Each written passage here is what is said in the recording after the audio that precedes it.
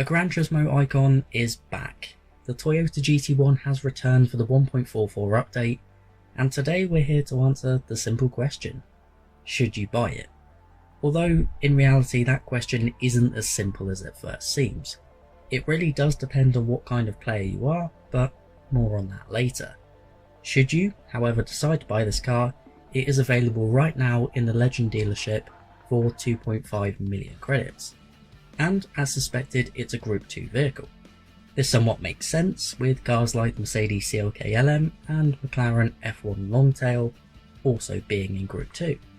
However, it is significantly cheaper than those cars are.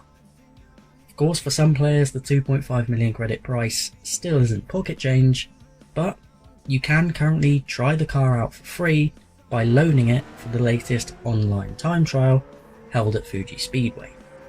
And that's where I first tried the GT1 myself. I didn't spend too much time there and certainly didn't set the leaderboard to light, but it allowed me to get a pretty good of understanding of how the car drives and behaves, albeit with balance of performance. And once you get in the groove with it, it's pretty good. It has its limitations, mainly low speed traction. The rear can snap out pretty quickly if you're not careful, but of course, at higher speeds this is less of an issue with the downforce. Admittedly, I'm not the best with this category of car either, but I did occasionally find the front end a bit reluctant to turn in as well. Fuji isn't a track I'm very good at though, so perhaps this wasn't the best combination. Luckily though, this update also brought a new race event that the GT1 seemed perfectly suited to.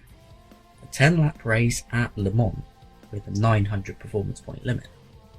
The track, of course, where the GT1 famously came close to victory at the 24-hour race in 1999, before a puncture put pay to that with just an hour to go. This event would also be a perfect chance to use the GT1 to its full potential. In the time trial we had balance of performance, and the power was restricted to under 600. But this time we could use the GT1 completely unshackled, and with the high RPM turbocharger equipped, it's now putting out over 830 horsepower and still sits below 850 performance points on racing medium tyres. So it's time to give this new event a go. Tyre and fuel usage would also be a factor in this race. Weather could be too, but on the occasion that I did it, rain didn't come down. I would recommend a one-stop race.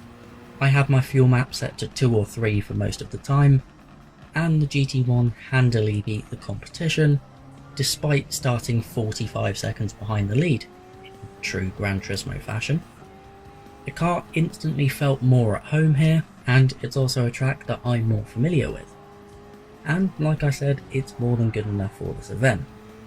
However, it does find itself in a bit of a weird space within the context of the game. It's probably a bit too fast to be in Group 2 without nerfing it, particularly in terms of straight line speed. However, it does lack some of the downforce of the modern Super GT cars or the Audi DTM. At the same time though, it can't really cut it with Group 1 machinery. It's not fast enough to keep up with the modern LMPs, but the Group C cars are a lot better in terms of fuel economy. So, to return to the question posed at the start of the video, should you buy the Toyota GT1? Well, probably.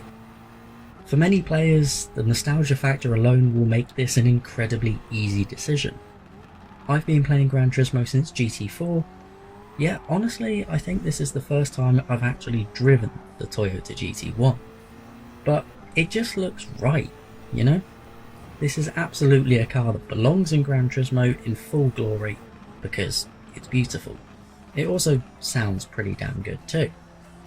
Maybe it isn't the most competitive, but ultimately I think it's good enough to do the car justice. But mostly, I think this is a car to just take out on your favourite track and simply enjoy. Thanks for watching.